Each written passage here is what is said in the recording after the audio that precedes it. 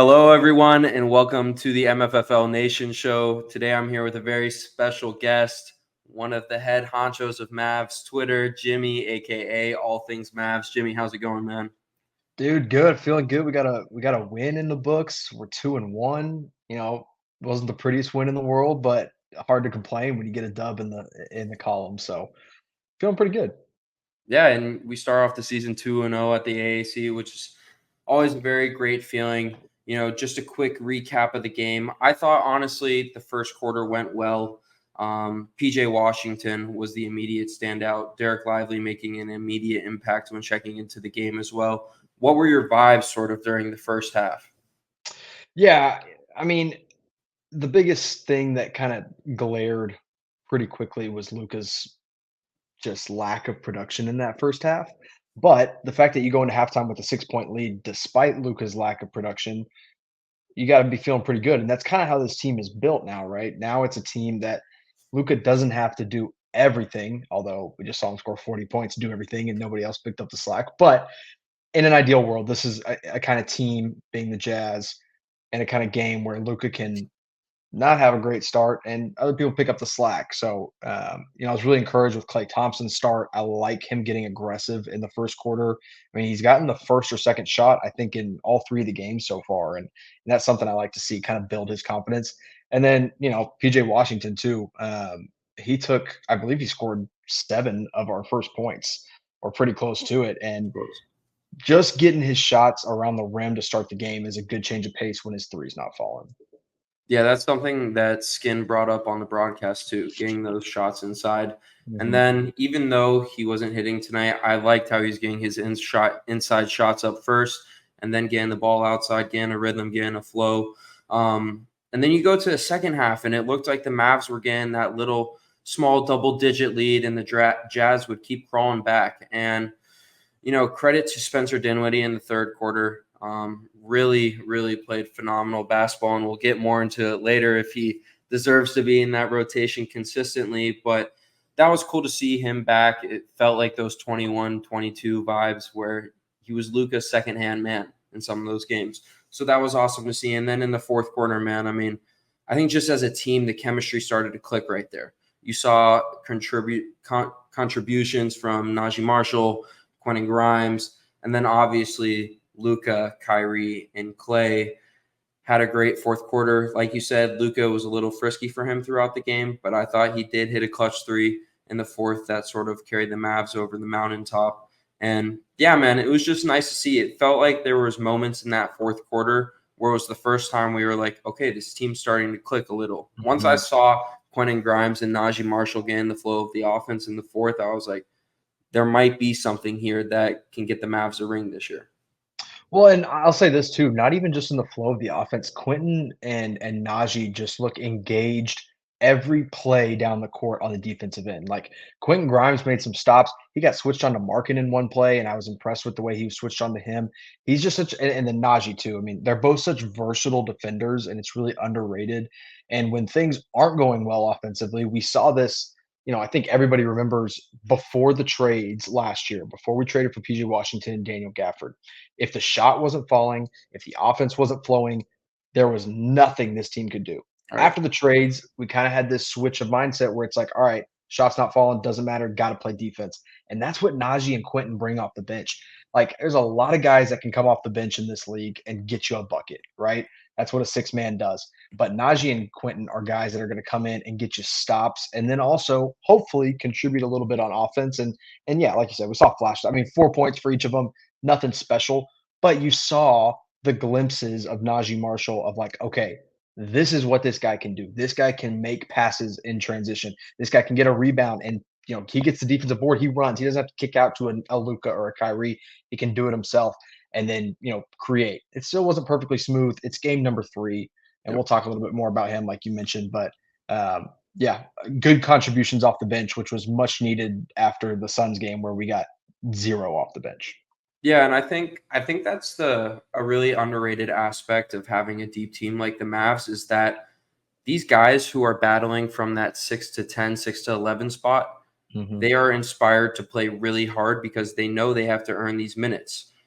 back in the day when we had some of these scrubs coming off the bench, certain guys knew they were guaranteed minutes.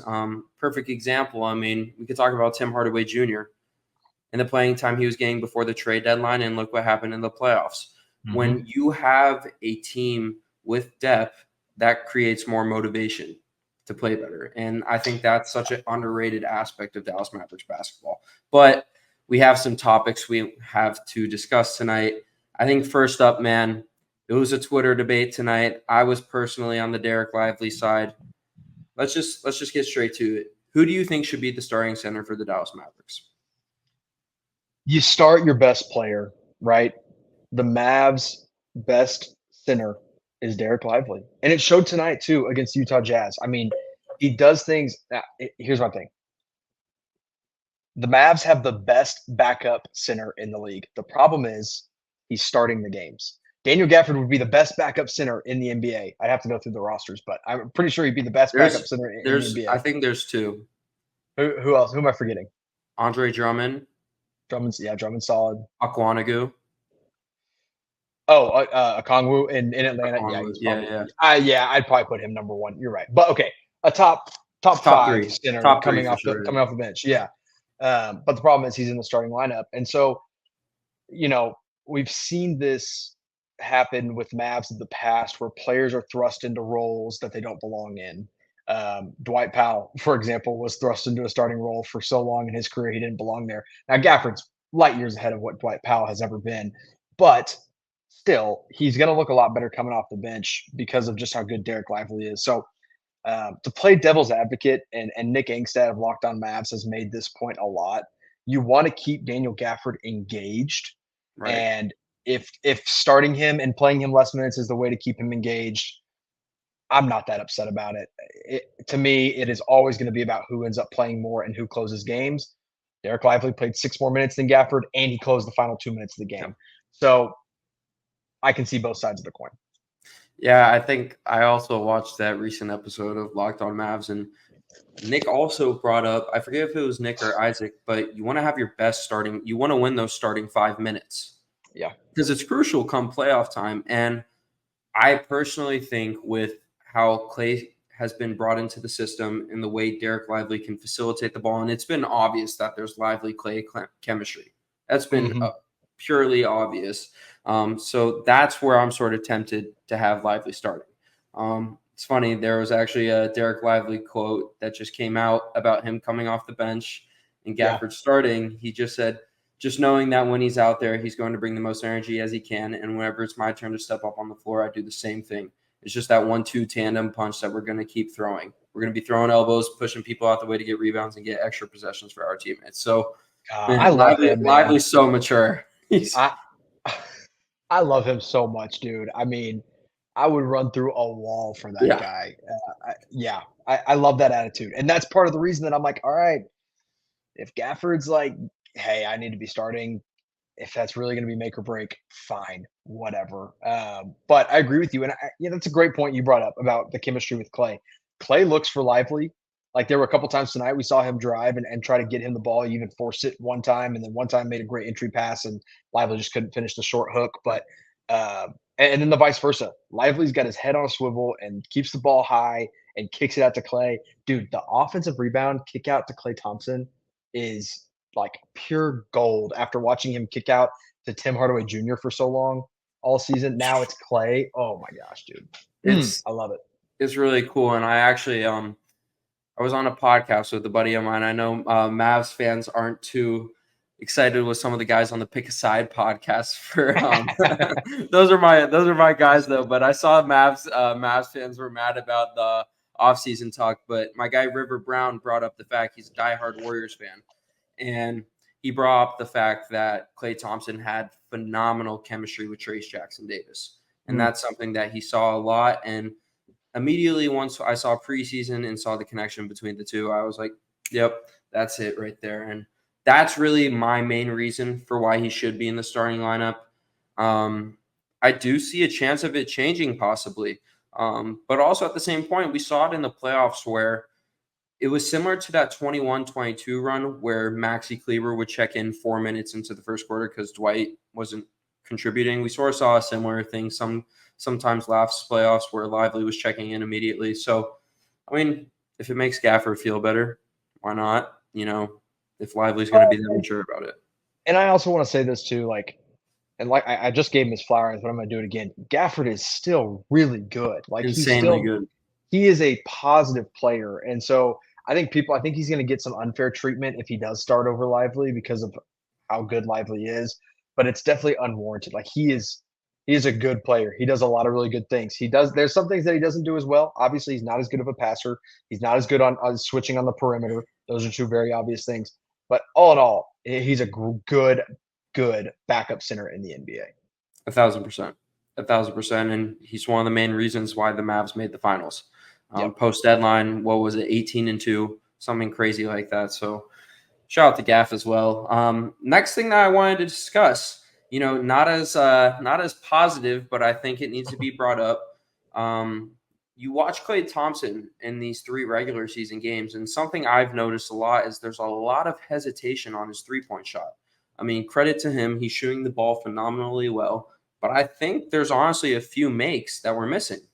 Do you think it's sort of just the nerves, being nervous to shoot too much in this system, or what exactly is going through your head on this?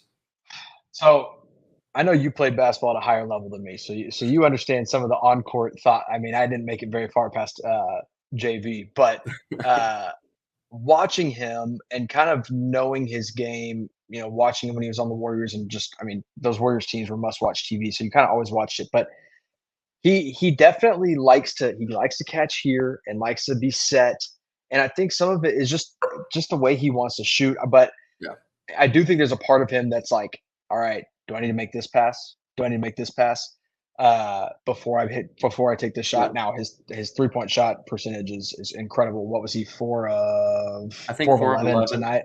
Yeah, so still solid there tonight.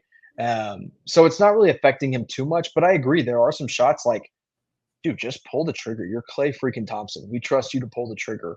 It's definitely not something I'm worried about quite yet, but it is something that I'm probably paying attention to. By the way, super impressed with his mid-range game lately. That wasn't something I was like fully aware of coming into this season, but man, that little Dirk fade he had, I was like, oh, that was nice. He had 2 shots tonight that I hadn't seen from him in the first 2 games. He had that Dirk fade in the fourth quarter as a clutch shot. Yeah. Well, not clutch technically, but a much needed shot at the time. And then he took one to the basket. He drove baseline, took it into traffic. Nice. Yeah, it was in the first half. He went up and finished through contact. And that's something that I think a lot of Mavs fans were scared about with Klay was, man, can he do anything around the rim? Like, is he going to be able to show any athleticism? And finishing through contact takes some athleticism. It does. And another aspect of Klay that I've just been so impressed with is his defense. He brought up the fact that he didn't want to be looked at as a poor defender. He wanted to show that he was still an elite defender. And, he's been proving it. There's not a lot of people scoring on him. He's taken on tough matchups. We saw do a pretty solid job against Devin Booker in the Suns game as well. So I've been moved by Klay Thompson's defense. Yeah, I'd like to see – I don't know. The Utah Jazz game is kind of tough because the matchups aren't that tough, but I agree. He did pretty well against Devin Booker. Same with the Spurs. Not really any tough matchups there. But when he needs to step up, when he needs to fight through a screen, he can fight through a screen, and he can get over a screen. He can get through a screen. He's a smart defender, right? So, yeah, I'm happy with it too. No complaints yet. I'm sure there will come a game or two that we're like, yikes, okay, we're starting to look a little old Klay Thompson, but it hasn't happened yet. It's been all good so far. Yeah, and also before we head into the next topic, I just want to say prayers up for Taylor Hendricks. Brutal injury. Send in prayers. I'm actually in Boca Raton, Florida, and Taylor played high school ball about 20 minutes from here, and I got to see him. And man, he's a hell of a ball player. He was in high school, he was in college, and the NBA. So prayers up to him, man. Yeah, that was brutal. Hendricks is one of the guys that I wanted the Mavs to draft when they took Lively. He wasn't there. Obviously, the Jazz took him at 9, but he'll have a long career. It's gonna be a long road of recovery, and hope he comes back tough. Yeah, and carrying into the next topic was one of the main questions heading into the season. who would be the Dallas Mavericks' third ball handler. Yeah. And you look at how the season started and a very strong performance from Jaden Hardy, a poor performance against the Suns, and then you come into this game and Spencer Dinwiddie is the first person off the bench. And man, oh man, the first half wasn't the prettiest, but that third quarter, it was just like 21-22 vibes are back, baby. And he was knocking down. It wasn't like there was a wide open shot, but that shot to end the third quarter, I was like, wow, he's feeling it. And man, I mean, people said it back when he was in Dallas in his first stint, like this is the best city he's played basketball in his whole career. And so as of right now, man, with the veteran experience, I'm looking at Spencer Dinwiddie as the third ball handler until Dante Exum returns. Yeah, I think It's the thing with tricky. Jace, it's tricky. It's tricky because you just gave Jaden Hardy this extension, right? And he's going to be the guy that obviously has a higher ceiling. Like we know what Spencer Dinwiddie is, right? He's not going to come out and turn into something that he's not at this point in his career. Right. But what he is still obviously a pretty reliable scorer at times. He's a streaky shooter. He's not the best passer as a guard. You'd like for him to be a better passer than he is. One thing that I think has improved, like I don't think a lot has improved offensively for him since he left Dallas. But one thing that really impressed me tonight was his defense. Like he had that block shot on Keontae George at the end of the half, I think it was. He blocked a jump shot. He plays good defense all of a sudden. We didn't really see that in his first stint in Dallas.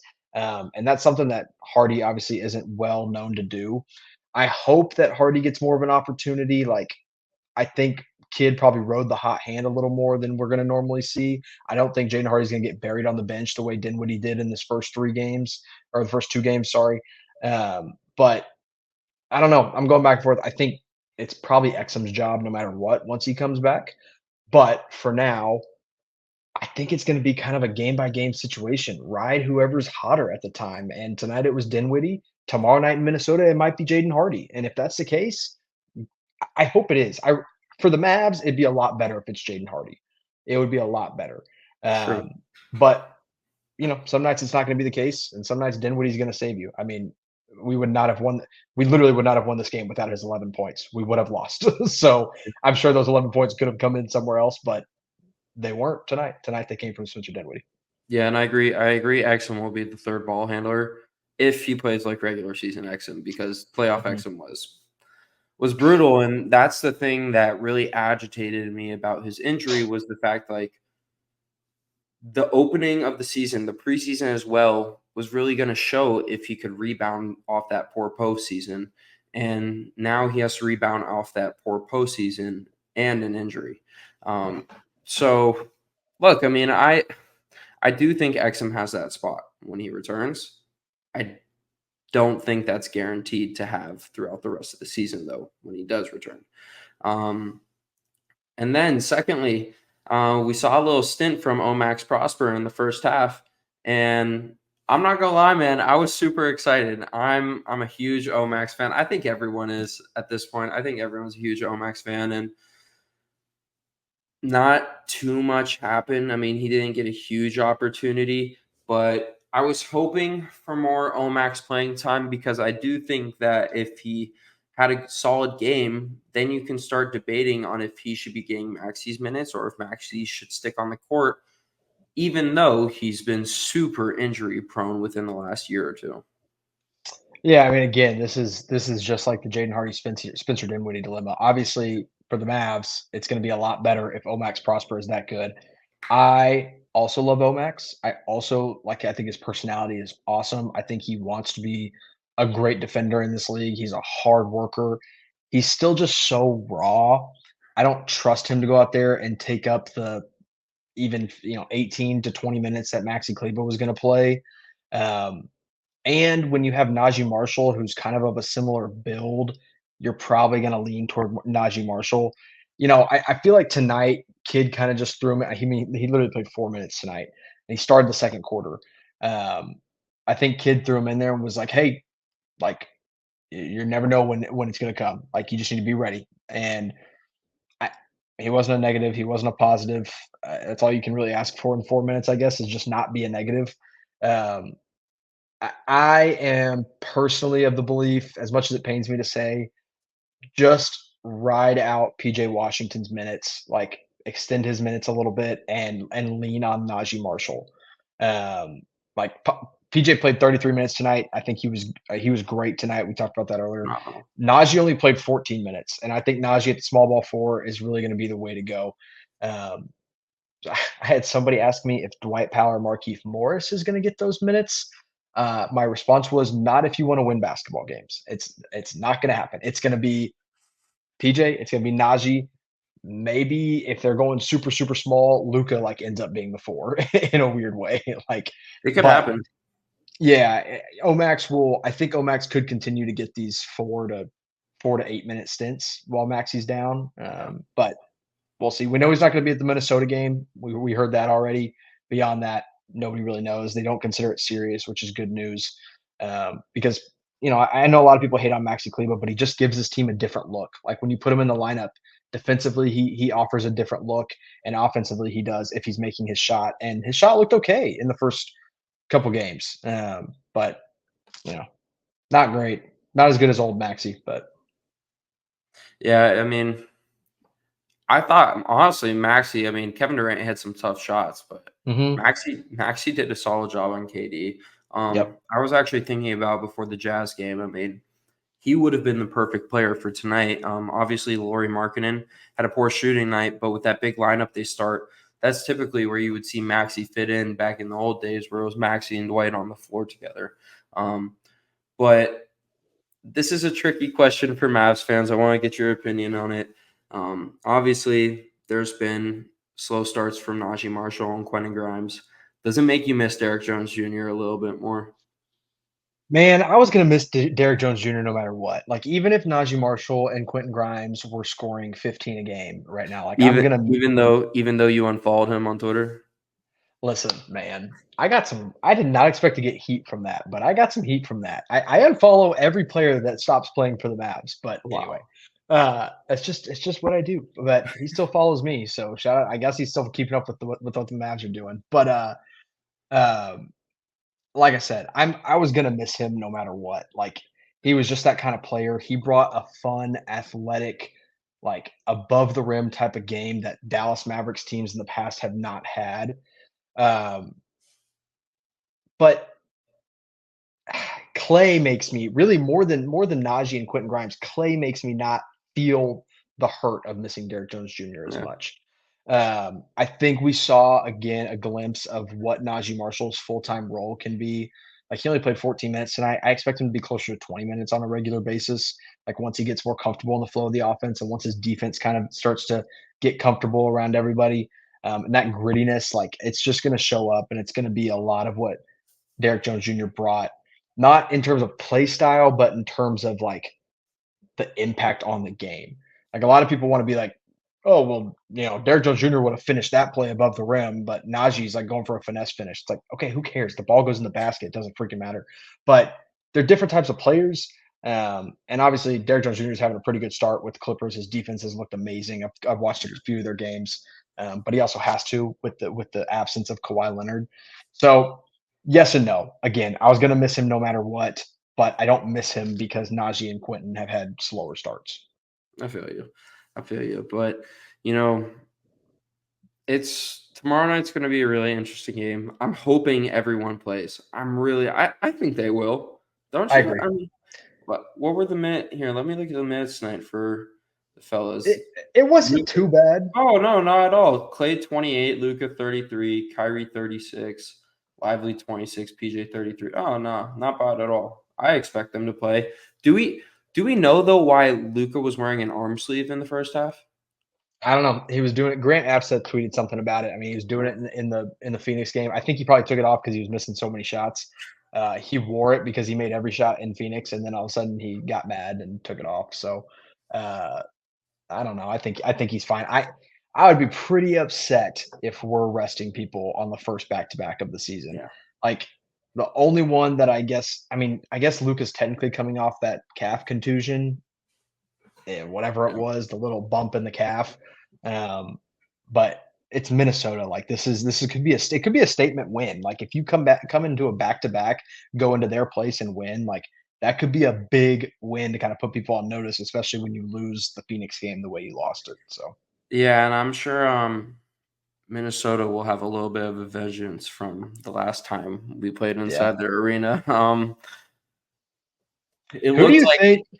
it was going to be a second apology, like the Yeah, Suns yeah. did. What were you saying? Who do you think gets the Anthony Edwards assignment tomorrow night? That's a great question. First of all, with that being said, I do think we see a lot of Naji PJ minutes. I agree. Um, I agree. but It's got to be Klay. If you start thinking through the matchups, right? Kyrie did a phenomenal job against That's the true. Bulls. That's true. Kyrie I did do a think they good go job. Kyrie because of his athleticism. Kyrie has Yeah. sneaky athleticism. I don't care what people say. Yeah. No, I agree. I actually don't hate that either because I mean, PJ has to guard Julius Randle. Like that's not an option. You put Luka on McDaniels or not. I think Is you Conley probably healthy? Conley's healthy as his old self can be. Yeah, I think you got to put Pete on Luke on McDaniel's, try to hide him on defense a little bit because McDaniel's. I mean, if he goes off like he did in the first game of the conference finals against us, like he did, then we'll see. But I don't know. Tomorrow night's gonna be an interesting game. I think it's gonna tell us a lot about this team. If it's a blowout, it's gonna kind of suck. But I'm not into overreactions on game number 4 of the season. This team, I think people are still going to take for granted the fact that even though there's a lot of cohesive parts, like you still have a lot of players that were here for the Yeah. run. The players that are new are so pivotal into the rotation. That's going to take a little bit of time. I mean, I think Kidd always said it took like the first 20 games before you really know what you have. I think we'll know a little sooner than that because this team is a little more cohesive. But when you have guys like Klay that are playing 30 minutes, you got guys like Naji that are hopefully playing 20, Quentin's hopefully playing 20, and then you're bringing back Dinwiddie who played 23 tonight. Like it's going to take a little bit of time, so there's got to be a little bit of patience. Yeah, I think I heard somewhere tonight on the stream that Kid said it could take up to Christmas. Oof. I think that might be a little too much, but Yeah. there's a really good point. And to backpack on the Wolves game, there could be a chance we see a lot of Grimes tomorrow. I think that's Mm. a solid matchup on Ant. Yeah. But I do for majority of the time, I think we could see a lot of Naji PJ minutes just with the matchups of having Randall and Ant on the floor, especially when Naz Reid's in the game. I'm a huge Naz Reid fan. I'm a huge. The guy's a baller. I thought he hit the shot in game 2, man. I Yeah. thought he hit it. I did too. Oh my gosh, that was such a fun series. But yeah, man, let's do a quick prediction for the fans and then we'll wrap it up. Okay. I'm going to go if the Mavs team is healthy. Everyone plays tomorrow outside of Maxey and Exum. I'm going to go Mavs by 8. I feel comfortable tomorrow. I'm not big on this Wolves team. Interesting. Mavs by 8. I'm going to go. I think Luka's not going to have 2 stinkers in a row. Like I think we could have a big Luka game tomorrow, and I'm going to go Mavs by 11. I'm going to say we get a double-digit win tomorrow, kind of make it a statement win in Minnesota. I really do think tomorrow's going to be like a classic Luka Kyrie Lively game. I hope so. I'm just thinking of the series and thinking how well those guys played together in that series. I mean, I think you could say that was all 3 of their best series. Combined, yeah, I'd agree. I would say potentially individually as well. I'm trying to think of that for that Clippers series. Luka was awful. Luka and Kyrie both had some crazy games in the Clippers series. Or sorry, Kyrie had some crazy games in the Clippers series. Yeah. Oh yeah, that game 4. Yeah, that was tough. But definitely Lively and Luka. I mean, by far, not even close.